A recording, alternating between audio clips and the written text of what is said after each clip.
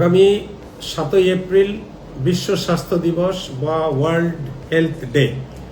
এটা আমাদের WHO যে রয়েছে অর্গানাইজেশন গোটা পৃথিবী জুড়ে, তারা এটি পালন করে আসে। তো সবার আগে আমি একটাই বলবো, ডাক্তার শান্তনু দাস এবং জীবনরেখা হসপিটালের সকল ফ্যামিলি মেম্বারের পক্ষ থেকে আপনাদের জানাই শুভকামনা এবং আপনাদের সুস্বাস্থ্য কামনা করি।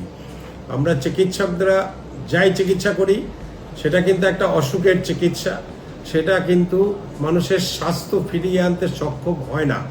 আমরা কিন্তু অর্ধেকেরও কম কাজ করি। তাহলে পুরো জিনিসটা কি, স্বাস্থ্য কি? এই স্বাস্থ্য কিন্তু একটা ছোট কথায় প্রকাশ করা সম্ভব না। সেই কারণে আমরা এবার WHO পক্ষ থেকেও থিম রাখা হয়েছে প্রিভেন্টিভ ডিজিজ, অর্থাৎ অসুখ হওয়ার আগে আমরা প্রতিকার করব। একটি বাচ্চা যখন জন্ম নেয়, সেই সুস্থ হয়ে যখন বা অসুস্থ হয়েও জন্ম নিক, তাকে সুস্থ করে গড়ে তোলা, সমাজের জন্য তাকে সুস্থ রাখা এবং তার শারীরিক মানসিক সব রকম গ্রোথ যাতে ভালো মতো হয়, তার জন্য আপনারা সকলে সচেতন থাকুন।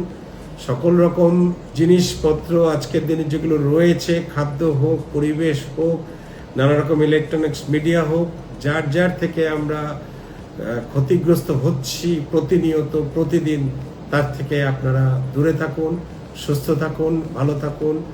আপনাদের স্বাস্থ্য শুভকামনা করে আপনারা সুস্বাস্থ্যের অধিকারী হন, এই শুভকামনা রেখে আমি আমার বক্তব্য শেষ করছি। সবাইকে নমস্কার।